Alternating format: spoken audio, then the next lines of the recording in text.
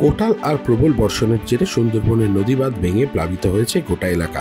ভাঙন ঘাট এলাকায় প্রায় 60 ফুট নদীবাঁধ ভেঙে নোনা জল ঢুকে পড়ে। জোয়ারের সময় এলাকা প্লাবিত হওয়ায় আশঙ্কা বাড়ছে। যদিও ব্লক প্রশাসন খবর পেয়ে ঘটনাস্থলে পৌঁছায় এবং যুদ্ধকালীন তৎপরতায় নদীবাঁধ মেরামতির কাজে নেমে পড়েছে।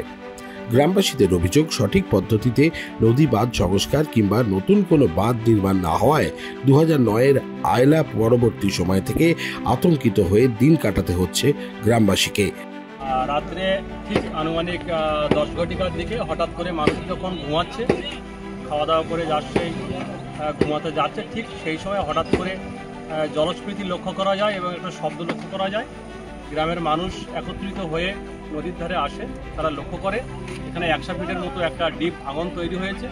যে ইরিগেশনের যে রাস্তা সদ্য 10 থেকে 15 দিন আগে তৈরি করা হয়েছিল, সেই রাস্তাটা টোটাল রাস্তাটাই নদী গর্ভে চলে যায়। এদের মাছ এবং ধান ক্ষতিগ্রস্ত হয়েছে, অনেক বাড়ি জলের নিচে আছে এখনো পর্যন্ত। ইরিগেশন দপ্তর এবং ব্লক ডেভেলপমেন্ট অফিসার, কোস্টাল থানার ওসি সহ আমরা কুমিরমারি গ্রাম পঞ্চায়েতের পক্ষ থেকে আমরা গ্রামের মানুষের সহযোগিতা নিয়ে আমরা এখানে তৎপরতার সঙ্গে কাজ করছি।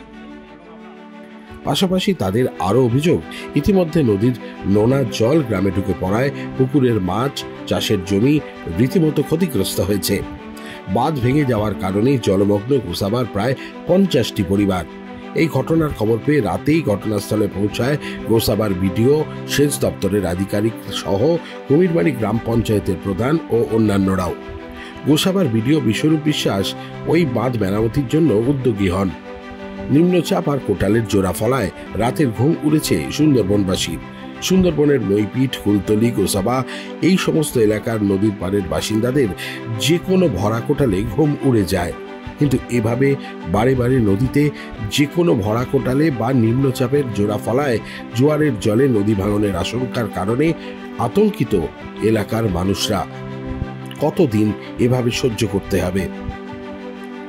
Bureau report, Democratic Indians.